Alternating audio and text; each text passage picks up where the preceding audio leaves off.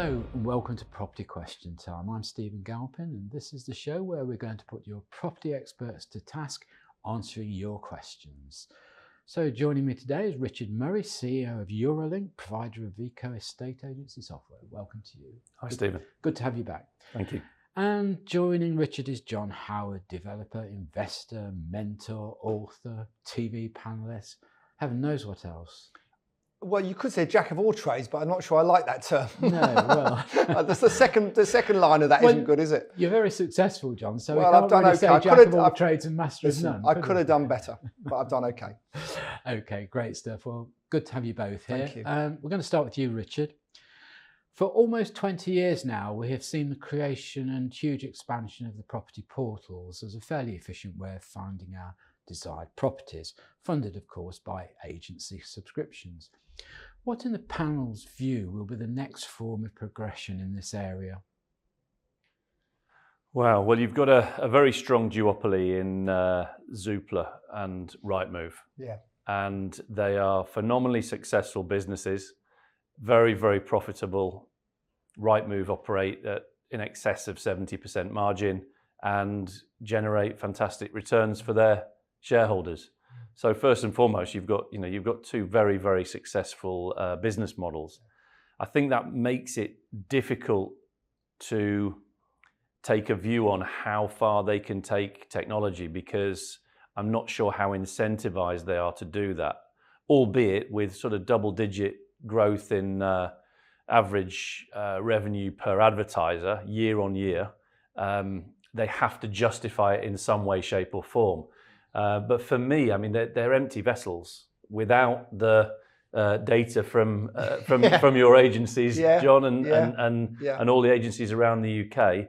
They are, they're just a shell, really. So they do obviously trade off the back of that content. Yes. Effectively, they trade off other people's technology, really. So it's how they can integrate with and take on board things like virtual tours is an obvious one. Well, they haven't built virtual tours, but they've accommodated the presence of virtual tours on their portals. So I suppose in some ways you're saying there's no incentive to sort of mend it if it ain't broke. I think there's less incentive. I mean, from an agency point of view, John, what would you say is the? Well, we've got 6 offices in Norfolk, and we constantly moan about how much they charge, of course, but we would do, wouldn't we? Having said that, if we didn't have them there, what would we do? Because we stopped any paper advertising many years ago. We went out with the ARC.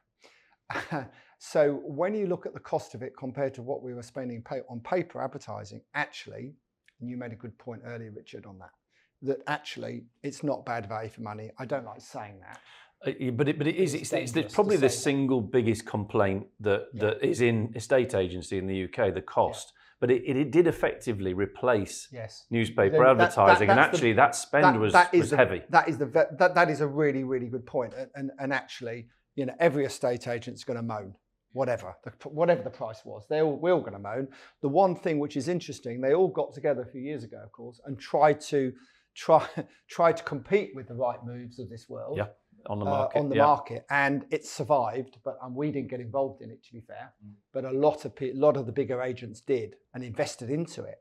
But I don't think that's been a particularly. You tell me, you know more. I think they are. They've survived. They're diversifying, so they're building software. They're building other services around it, which kind of makes more sense. Yeah. But look at Boomin, for example. They built a feature-rich, agency-focused, forget who the backers, the owners were for a minute, and a feature-rich, agency-focused portal that failed within 12 months. Yes. So does that say there's not really the appetite for it as well? And if I'm on the board of a Zoopla or a Rightmove, I'm going to look at that and say, hang on a minute. It's interesting because we trialled that system and without any success, to be fair. We always tend to trial these things in one office normally to start with, see it works, and if it does, we roll it out. think that's a really good approach, actually, to lots of technology, especially if you're a multi-branch agency. To trial it in one, if possible, trial it in one branch and see if it works. And as John said, roll it out then, or not, as the case may be. And also what I would say, there's some great ideas about. People come up with these brilliant ideas, not just in property portals, other things as well. But if you don't actually need them, there's no point having them, is there? No, so absolutely. That's the other thing. And property is quite a simple thing. A picture of a property online. It's not rocket science. Well, you made the point that it's a replacement for the newspaper advertising. Of course, in the newspaper advertising, I can go back years remembering the arguments we used to have about what's going in the newspaper advertisement, because you probably only got 4 or 6 spaces. Yeah, absolutely. Yeah. On the portals, you've got the lot. A lot, exactly. Yeah. So, I mean, it doesn't really compare. But it's also interesting, you said, Richard, they're looking for sort of supplemental items to put to the package. I mean, one of the companies that you mentioned, for instance, has built a reputation for estimating the price of your house as it is now. Oh, that one, yeah. So you just bung in the postcode, the flat number, the house number, and you've got the history of the transactions. So they're each finding their own little sort of niche, really, aren't they? Absolutely, but it wasn't a particularly accurate valuation. That's the problem. And then what happens is it's difficult for the negotiators, because you go out and then the poor negotiator who knows their stuff is dealing then with a potential vendor who is the expert, because they've been on a portal and they've said, well, actually it's worth X. Having said that, and with somebody who owns agency here, but I mean, I in some ways it's quite good, because as well as I do, there are certain agencies, quite a few in London who I could name, but I won't, that will tell you anything you want to hear to get the instruction. Not just in London, by the way. Right. Because their attitude is, if we haven't signed it up, we can't sell it. Get the instruction. Get the instruction. Work it down. At all costs, and then work it work down. The price down. But then the downside to that is you will effectively then lose that instruction at some stage, your reputational damage. At the moment, 60% of properties are sold by the second agent. Yeah, but for our viewers' benefit, a way to handle that, if your agency does try and knock you down on the price, is to simply say to the agent, lovely, so you want me to go from 950,000 to 850,000. Okay, show me what I can buy for 850,000 that's on your books. And if that's comparable with yours, if it's a good comparison and not identical but similar in the key features, then it's a sensible move. If they can't show you anything, I'd think twice, because it's very easy to come down. It ain't quite so easy to go back up. No. So we have comparable reports within the software for both lettings and sales. So then our clients, negotiators, can not only go out and say we've sold something, they can show them that's the property, here's the history.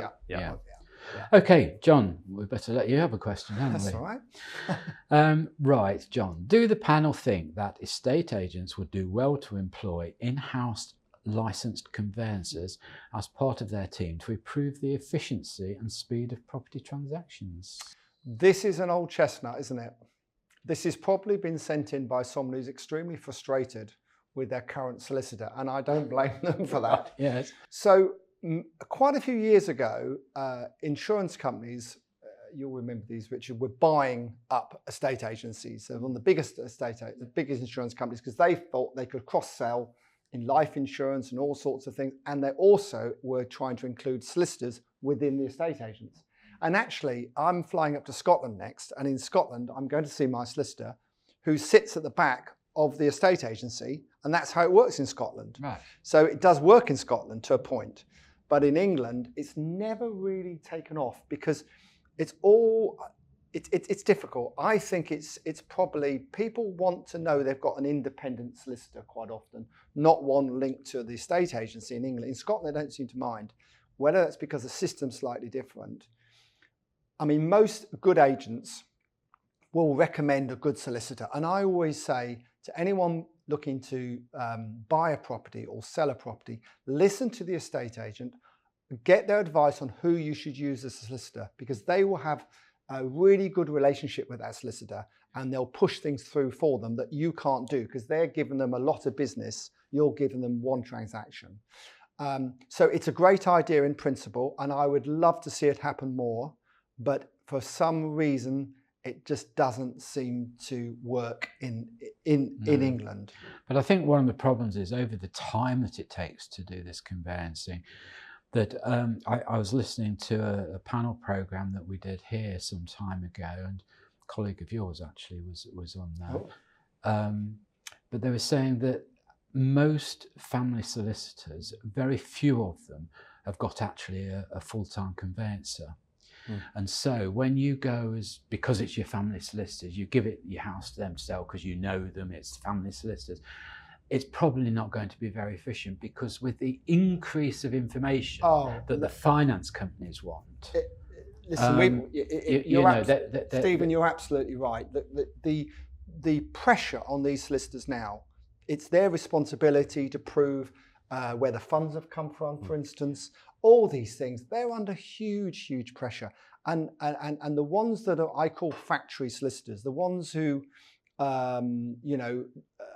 aren't traditional. They have a system where they have one solicitor at the end of the conveyor belt and everyone else isn't qualified. And they just go through a set lot of questions. And if you can't tick that question, you don't go on to the next stage. It's crazy.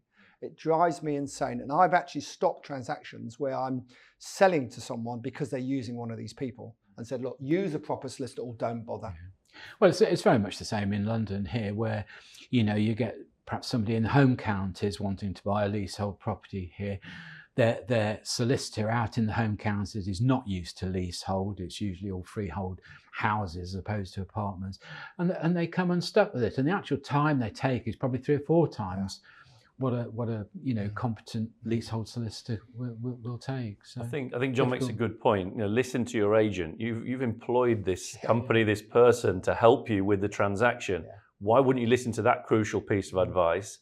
And as John rightly says, if they're used to dealing with a firm who they know are good, we have a report out of our software that if someone's about to ring a solicitor, it will produce a report of all the transactions you're currently dealing with. If you're going to ring them once, you might as well ask them 5 questions rather than ring them 5 times. Absolutely. Catch them the first time, and again, it corresponds with what John was saying about taking good advice. Yeah. Okay. All right, that's all we've got time for in this half of the show. So join me again after the break, when I'll be asking Richard and John more of your questions. Hello and welcome back to part 2 of Property Question Time. I'm Stephen Galpin and I'm joined by Richard Murray and John Howard. Welcome back, guys. Thank you. Thank you. So Richard, your question. Could the panel please explain some of the sensitivities in using data collected from our database of vendors and applicants within estate agency? For example, are we allowed to sell the data we've collected? We're continually being approached by DIY stores, online food delivery companies, etc., wanting this data. Wow, well, it's valuable. There's obviously a value to those types of companies.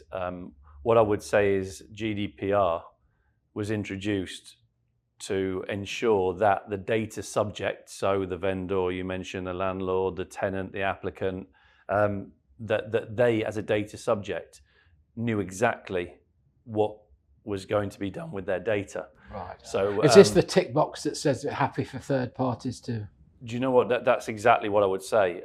My advice would be, you have to get what's called explicit consent. So there's various GDPR rules. Again, your agency will abide by them. I'm glad they know them. Yeah. Yeah, exactly. Yeah. But lots of things like right to be forgotten and data portability and all. We've talked about it on these shows before, and it's really important because the fines are actually quite heavy. They are. Percentages of turnover, so they do need to be looked at carefully.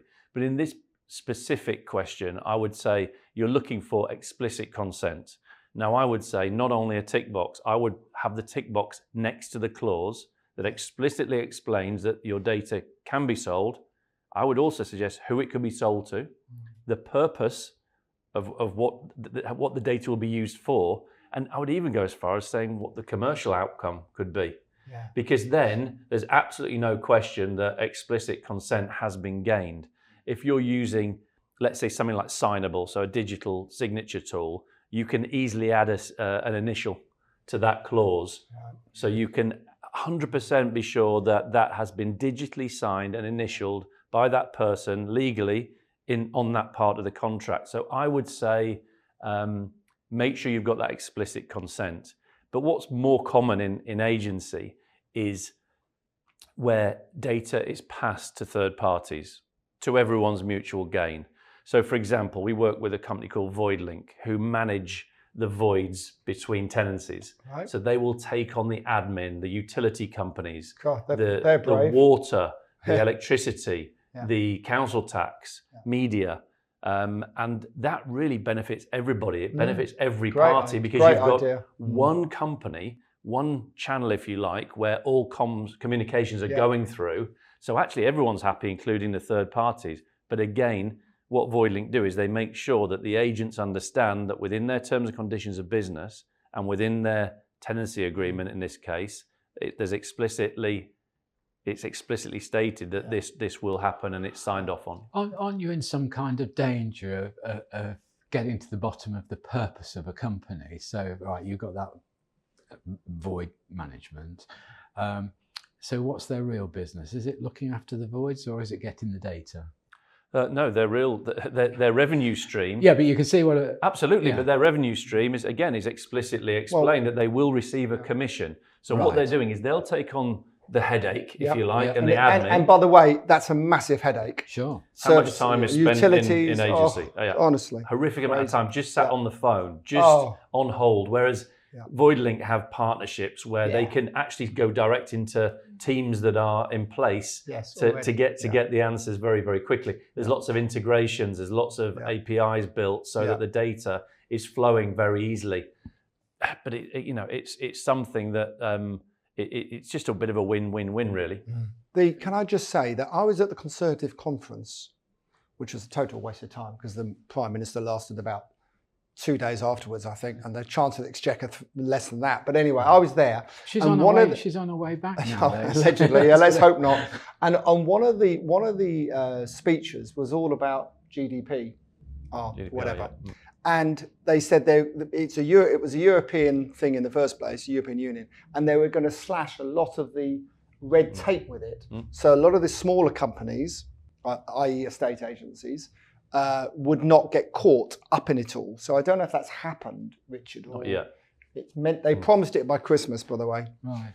And that was in September, so clearly not yet. Not yet. No. Okay. It's interesting. No, well, I know we have to have a license or approval or whatever you call it because we obviously hold data on a lot of people that come and be guests on our shows and that sort of thing. So we have to be similar approved or whatever the expression is. So interesting.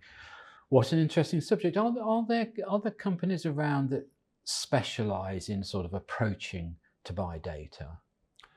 I mean, if you are an agent, as this guy obviously is, would you have had approach from a company that says, right, please, I want to buy all your data and there's a sort of fixed price for it or there's an estimate, I mean, if you're buying rental portfolios, you say, well, I think Stephen wants to know for himself, to be honest. I would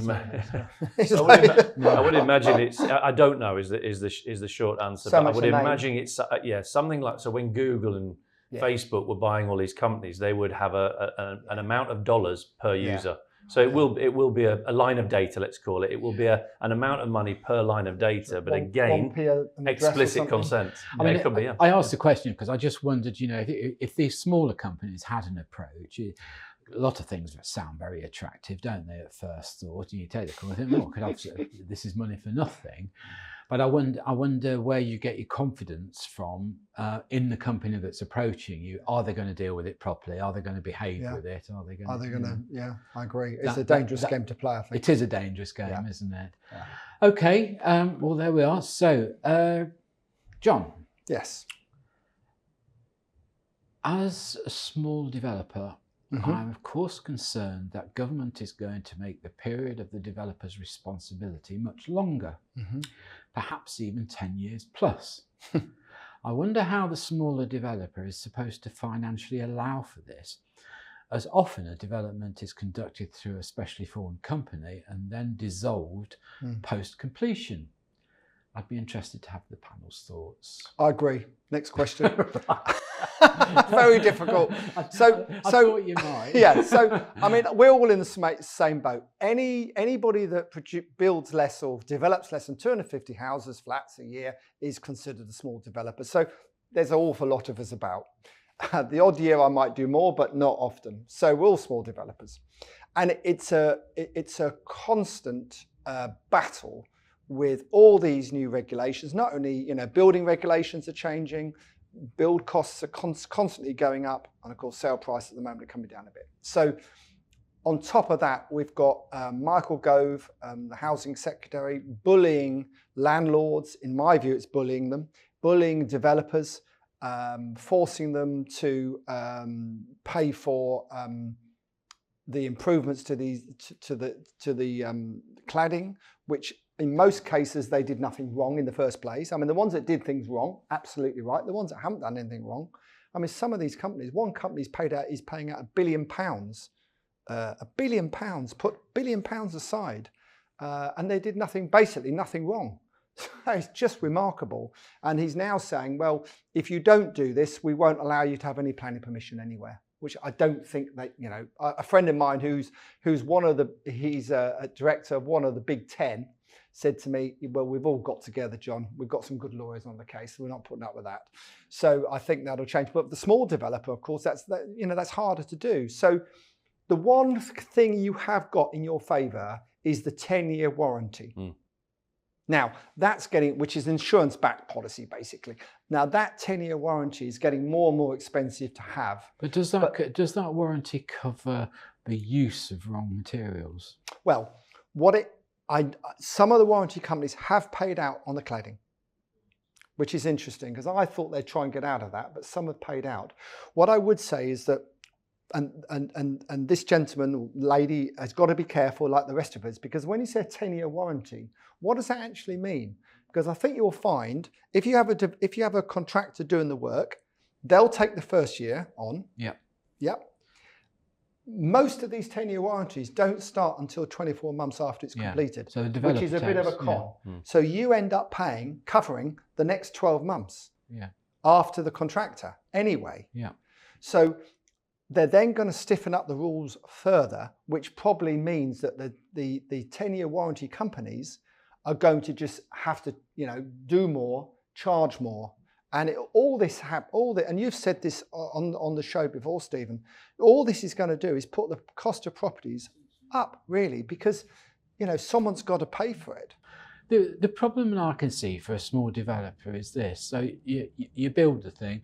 Let's say you're not big enough to start having sort of group companies and isolating companies for each developer. You're just a fairly simple developer wanting to do a good job. A bit rude, but go on. I didn't mean simple in the... Thought you were talking about me for a minute. No, oh, right, John, okay. how could I? But no, so he does it, he makes his profit, but he's on the hook for, let's say, 15 years, right?